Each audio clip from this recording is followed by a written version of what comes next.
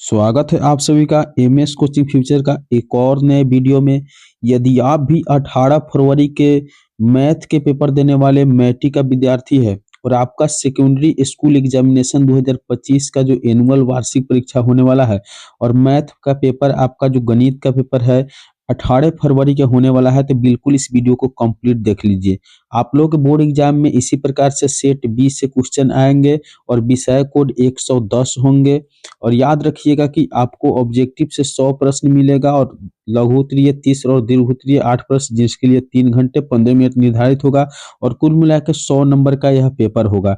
जैसे कि आप लोग देख पा रहे हैं ओरिजिनल पेपर है, तो एक छोटी सी लाइन आप लोगों के लिए हम लेकर आए हैं कि हंसकर जीना दस्तूर है जिंदगी का, हंसकर जीना दस्तूर है जिंदगी का, एक यही किस्सा मशहूर है जिंदगी का, बीते हुए पल कभी लौट कर नहीं आते, बीते हुए पल कभी लौट कर नहीं आते, यही सबसे बड़ा कसूर है जिंदगी का। तो बिल्कुल आप लोगों का जो समय बीत गया है वो लौट कर नहीं आने वाला है। तो अब कोशिश करना है कि आपके पास जितने समय बचा हुआ है उतने समय में बहुत बेहतर तैयारी करें। तो वादा करिए कि इस वीडियो को आप अंत तक जरूर देखिएगा। तो आपको बता दें कि आपको खंड अ से इसी प्रकार से वस्तुनिष्ठ प्रश्न मिलेगा। तो चलिए हम देरी नहीं करते हुए वीडियो को शुरू करते हैं। और आप लोग को पता है कि आप लोग के पास 100 वस्तुनिष्ठ प्रश्न होगा, जिसमें से किन्हीं 50 वस्तुनिष्ठ प्रश्न का सही उत्तर ओएमआर शीट में देना होता है। तो बिल्कुल यह वायरल पेपर है और कंप्लीट इस वीडियो में जो भी प्रश्न बताया जा रहा है वो सारे प्रश्न आप लोग देख लीजिए और निश्चित रूप से आपके बोर्ड एग्जाम में यही प्रश्न आने वाला है। तो एक नंबर प्रश्न में दिया हुआ है कि वाई अक्ष पर सभी बिंदुओं का भुज होता है। तो जैसा कि आप लोग जानते हैं कि एक्स अक्ष और वाई अक्ष दो अक्ष होते हैं। तो एक्स वाले अक्ष को भुज कहा जाता है, वही वाई वाले अक्ष को कोटि कहा जाता है। तो कहे हैं कि वाई अक्ष पर सभी बिंदुओं को भुज होती है, यानी वाई अक्ष पे एक्स के मान पूछा जा रहा है। तो याद रखिए इस प्रश्न का सही उत्तर 0 यानी ऑप्शन बी हो जाएगा। बोर्ड में जो भी प्रश्न आती है थोड़ा सा घुमा फिरा के आती है, तो बिल्कुल आप लोग निराश न हो। इस वीडियो में हम कंप्लीट आप लोगों को सही प्रश्न और अच्छे प्रश्न लेकर आए हैं। आप सभी प्रश्नों का सही उत्तर बताएंगे। तो सेक बी और कॉस बी का मान क्या होता है? आप लोग पढ़े होइएगा कि cos theta into sec theta का मान कितना पढ़े हुए हैं? 1 पढ़े हुए हैं। तो आप जान लीजिए कि सेक और कॉस गुना में कभी भी रहे सेक और कॉस और थीटा का मान बराबर होता है तो हमेशा उसका मान 1 होता है। इसलिए इस प्रश्न का सही जो उत्तर हो जाएगा वह 1 हो जाएगा, ऑप्शन डी बिल्कुल इसका राइट उत्तर हो जाएगा। चलिए 3 नंबर प्रश्न में दिया हुआ है कि किसी वृत्त को दो अलग बिंदुओं पर प्रतिच्छेद करने वाली रेखा को क्या कहते हैं? तो किसी वृत्त के दो अलग बिंदुओं पर प्रतिच्छेद करने वाली रेखा को क्या कहा जाता है? तो याद रखना है कि यह छेदक रेखा कहा जाता है। ऑप्शन बी बिल्कुल इसका राइट उत्तर सही उत्तर हो जाएगा। चलिए देखिए अगली प्रश्न 4 नंबर प्रश्न दिया हुआ है कि यदि थीटा 90 डिग्री हो तो साइन थीटा और माइनस कॉस थीटा के मान बताना है। तो साइन थीटा और कॉस थीटा के मान क्या होगा, यह आप लोग याद रखिएगा। तो साइन 90 का जो मान होता है वह कितना होता है? तो आप लोग जानते हैं कि 1 होता है। और कॉस 90 का मान कितना होता है? 0 होता है। तो 1 में से 0 घटाइएगा तो इसका वैल्यू कितना हो जाएगा? 1 हो जाएगा, यानी ऑप्शन बी बिल्कुल इसका राइट उत्तर सही उत्तर हो जाएगा।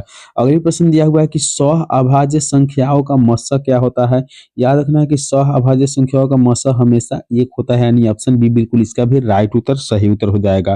तो वीडियो को कंप्लीट आप लोग जरूर देखिएगा, क्योंकि बिल्कुल यह वायरल पेपर है आप लोगों के लिए। तो जितने भी विद्यार्थी मैट्रिक का परीक्षा देने वाले हैं तो बिल्कुल इस वीडियो को कंप्लीट देख लीजिएगा।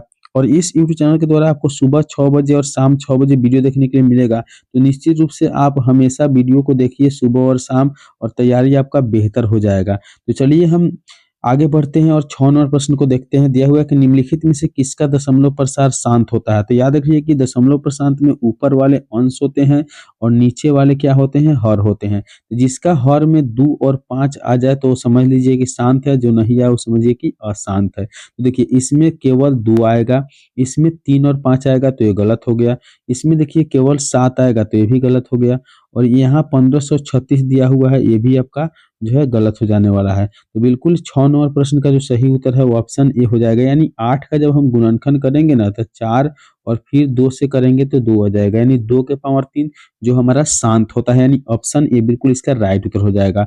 तो अभी तक आप वीडियो को लाइक नहीं किए तो वीडियो को लाइक करिए, और यूट्यूब चैनल को पहली बार देख रहे हैं तो बिल्कुल इस यूट्यूब चैनल को सब्सक्राइब कर लीजिए और वीडियो को लाइक करके दोस्तों के साथ शेयर जरूर करें। तो 7 नंबर प्रश्न है कि बिंदुओं -2, 3 और 4, एक को मिलाने वाली रेखाखंड के मध्य बिंदु का निर्देशांक है। तो मध्य बिंदु का निर्देशांक आप लोग पढ़े होइएगा कि x1 जोड़ x2 बटा 2 होता है, लेकिन फॉर्मूला लिखने की कोई ज़रूरत नहीं है। सीधे आप पहले वाला मान को पहले वाले में जोड़कर आधा कर दीजिए। तो 4 में 2 जोड़ेंगे तो घट जाएगा, यानी जुट नहीं सकता है, तो 4 में से 2 घटा तो 2 और 2 का 2 से भागा करेंगे तो कितना हो जाएगा 1, यानी 1 मान हमारा 1 आ गया। और 3 में 1 जोड़ेंगे तो 4 हो जाएगा और 4 का 2 से आधा करेंगे 2 दूनी 4, यानी 1,2 जिस ऑप्शन में होगा वही सही होगा। तो ऑप्शन ए में आप देख पा रहे हैं कि 1,2 जो दिया हुआ है, यानी ऑप्शन ए बिल्कुल इसका राइट उत्तर सही उत्तर हो जाएगा। चलिए बढ़ते हैं 8 नंबर प्रश्न की ओर। दिया हुआ है कि एक लंबवृत्तीय बेलन जिसकी त्रिज्या r है। तो देखिए बेलन की त्रिज्या r है और ऊंचाई क्या है h है, तो इसका वक्रपृष्ठ का क्षेत्रफल क्या होगा। तो वक्रपृष्ठ का क्षेत्रफल आप लोग पढ़े होइएगा कि बेलन का 2 पाई RH होता है। अब 2 पाई RH देख लीजिए कहाँ दिया हुआ है, तो आपका ऑप्शन बी में 2 पाई RH है, यानी बिल्कुल राइट उत्तर ऑप्शन बी हो जाएगा 8 नंबर प्रश्न के। तो बिल्कुल वायरल पेपर है और सभी प्रश्न इंपोर्टेंट है, तो वीडियो को कंप्लीट देखें और दोस्तों के साथ शेयर जरूर करें। और बिल्कुल अगर वीडियो देख रहे होंगे तो लाइक जरूर कर दीजिएगा, क्योंकि आप लोग वीडियो देख लेते हैं लेकिन लाइक नहीं करते हैं, तो बिल्कुल हम चाहते हैं कि इस वीडियो को जरूर लाइक करें। तो 9 नंबर प्रश्न में दिया हुआ है कि सेक 60 डिग्री का मान क्या होता है। तो आप लोग पढ़े होइएगा कि सेक 60 डिग्री का मान पूछा जा रहा है। तो सेक किसका उल्टा होता है आप लोग जान रहे हैं, तो सेक होता है आपको कॉस का उल्टा। तो आप लोग पढ़े होइएगा कि कॉस 60 डिग्री के मान 1/2 होता है। तो सेक बिल्कुल इसका विपरीत होता है, यानी इसका मान 2 हो जाएगा। ऑप्शन सी बिल्कुल इसका राइट उत्तर हो जाएगा। बिल्कुल वायरल पेपर है और सभी प्रश्न इंपोर्टेंट है, इसलिए वीडियो को कंप्लीट देखना है। 10 नंबर प्रश्न में दिया हुआ है कि सार्वअंतर डी हो सकता है। तो सार्वअंतर डी कैसा हो सकता है, तो याद रखना है कि इनमें से सभी, कभी धनात्मक यानी प्लस में भी आता है, कभी ऋणात्मक यानी माइनस में भी आता है, कभी जीरो भी आता है, इसलिए इनमें से सभी यानी ऑप्शन डी बिल्कुल इसका राइट उत्तर हो जाएगा। अगले प्रश्न 11 नंबर प्रश्न में है कि 5 + 3 √ 2 क्या है। तो देखिए यह बहुत इंपॉर्टेंट प्रश्न होते हैं और इस बार इस तरह के प्रश्न हर बार एग्जाम में पूछे जाते हैं। तो याद रखना है कि यह हमेशा अपरिमेय संख्या होता है। जब भी कोई मान रूट के अंदर हो और एक बार में वो बाहर नहीं निकले तो अपरिमेय संख्या होता है, यानी ऑप्शन बी बिल्कुल इसका राइट उत्तर हो जाएगा। चलिए बढ़ते हैं अगले प्रश्न की ओर। 12 नंबर प्रश्न देखना है। बिल्कुल देखिए वायरल पेपर है और जो भी प्रश्न इंपोर्टेंट है, तो कंप्लीट इस वीडियो को जरूर देखिएगा। दिया हुआ है कि निम्न में से कौन अभाज्य संख्या है। तो अभाज्य संख्या वो होती है जो किसी और संख्या से भाज्य नहीं लगती है। तो याद रखना है कि अभाज्य संख्या आपका 71 हो जाएगा, क्योंकि 71 एक ऐसी संख्या है जो केवल 71 के ही पाड़ा में आती है, उसके अलावा कहीं नहीं है। यानी 12 का जो ऑप्शन आप देख पा रहे हैं वो सी बिल्कुल राइट उत्तर हो जाएगा। अगले प्रश्न देखिए 13 नंबर प्रश्न में दिया हुआ है कि निम्न में कौन अपरिमेय नहीं है। अब अपरिमेय नहीं है इसके मतलब आपको कौन सा ढूंढना है, परिमेय। तो देखिए हमें परिमेय खोजना है, तो परिमेय आप लोग देख पा रहे हैं कि √25 में परिमेय है, क्योंकि 25 का वर्गमूल क्या हो जाएगा 5। बाकी सभी संख्या क्या है, अपरिमेय है। लेकिन हमें जब कहा है कि अपरिमेय नहीं है, तो नहीं है अपरिमेय, इसका मतलब क्या होगा, परिमेय होगा। इसलिए ऑप्शन सी बिल्कुल इसका आपका राइट उत्तर सही उत्तर हो जाएगा। चलिए बढ़ते हैं अगले प्रश्न की ओर। आप लोग देख पा रहे हैं 14 नंबर प्रश्न, बिल्कुल वायरल पेपर है, आप लोग कंप्लीट इस वीडियो को जरूर देखिएगा। निम्नलिखित में से किस परिमेय संख्या का दशमलव प्रसार शांत होगा। देखिए दशमलव प्रसार शांत उसी का होता है जिसका गुणनखंड 2 और 5 के रूप में होता है। तो यहाँ देख पा रहे हैं कि 15 गुणनखंड 3 और 5 आ जाएगा, तो बिल्कुल यह गलत हो जाएगा। 160 का अगर हम गुणनखंड करते हैं तो 2 से हमारा 80 हो जाएगा, 2 से हमारा 40 हो जाएगा और 2 से हमारा 20 हो जाएगा और 20 में हम 2 से करेंगे तो 10 और 2 पचे 10। तो देखिए 160 वाला जो आप देख पा रहे हैं बिल्कुल यही राइट उत्तर लग रहा है, यानी ऑप्शन बी बिल्कुल सही उत्तर हो जाएगा, क्योंकि बाकी सभी के गुणनखंड में आपको 3 देखने के लिए मिल जाएगा या इसमें 7 देखने के लिए मिल जाएगा। इसलिए ऑप्शन बी बिल्कुल आपका राइट उत्तर है। याद रखना है कि 2 और 5 के रूप में जो होते हैं वो बिल्कुल शांत होते हैं। अगली प्रश्न 15 नंबर प्रश्न में दिया हुआ है कि 2 लगातार सम संख्याओं का महत्तम क्या होना चाहिए। तो 2 लगातार सम संख्या का महत्तम जो होना चाहिए ना, वो ऑप्शन 2 यानी हो जाएगा, क्योंकि लगातार आप सम संख्या देखे होइएगा कि 2 और 4 होता है। तो 2 से 4 में डिवाइड करिएगा, 2 दूनी 4, यानी आपका 2 बार में कटेगा तो मशक होता है एचसीएफ को। तो याद रखिएगा कि ऑप्शन सी बिल्कुल इसका राइट उत्तर हो जाएगा। चलिए बढ़ते अगले प्रश्न की ओर। 16 नंबर प्रश्न दिया हुआ है कि अल्फा तथा बीटा द्विघात बहुपद इतना के शून्यक है।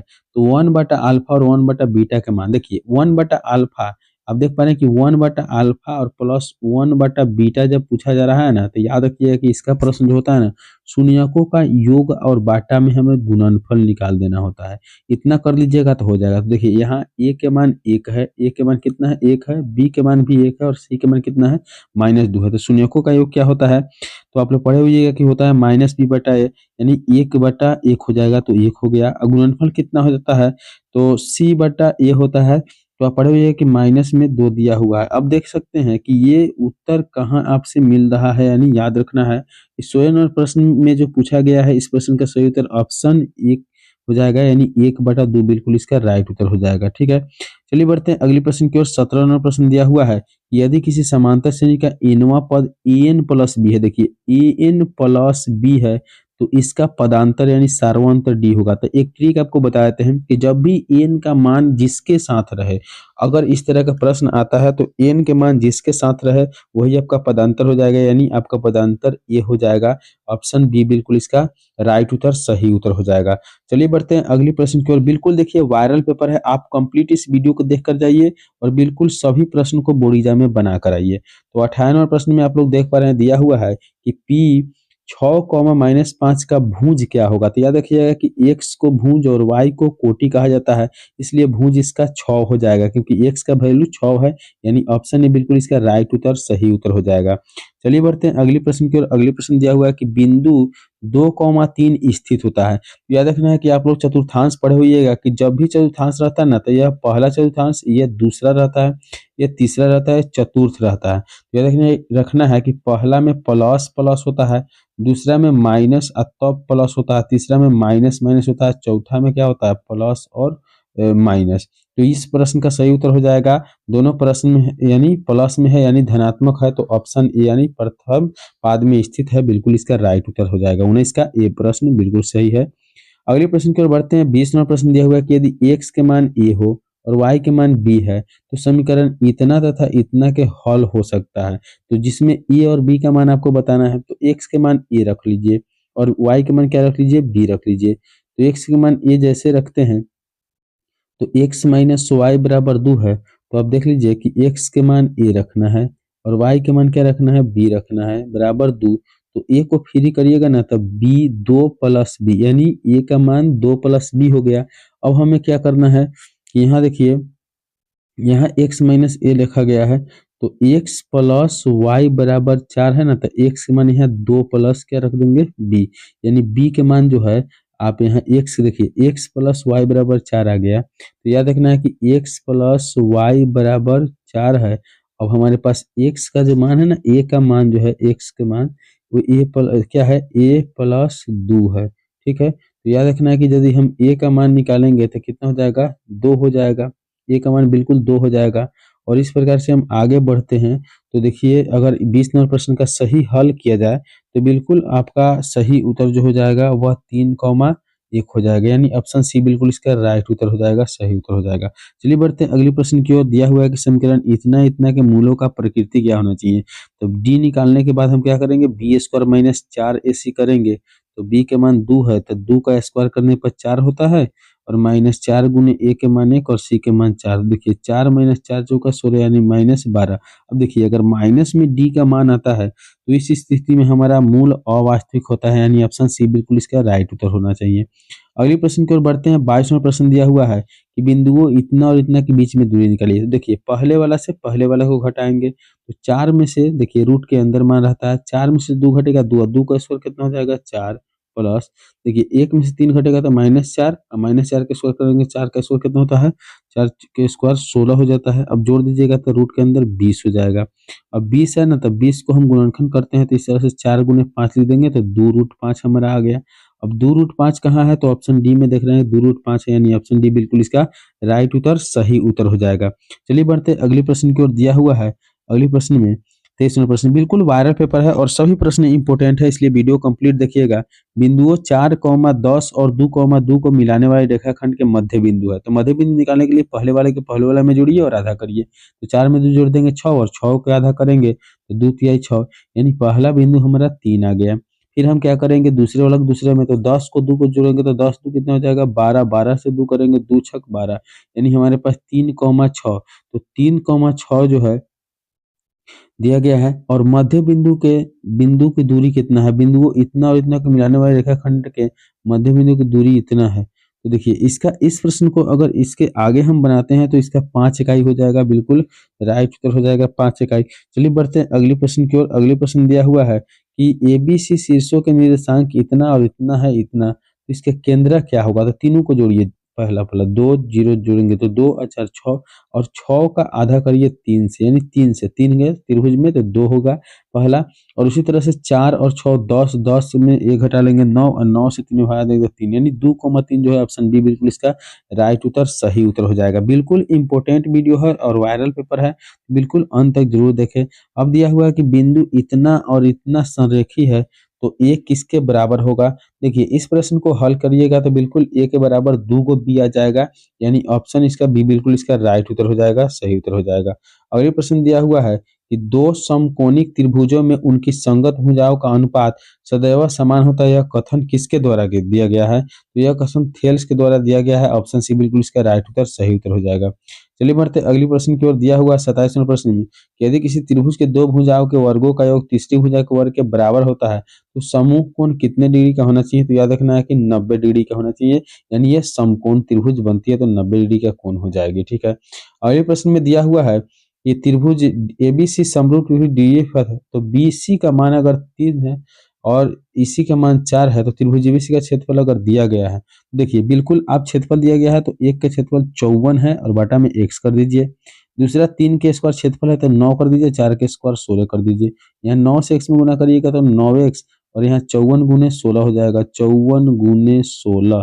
तो बटा में अगर हम x निकालते हैं तो 9 आता है, 9 से 9 छक 54, 16 छक 96।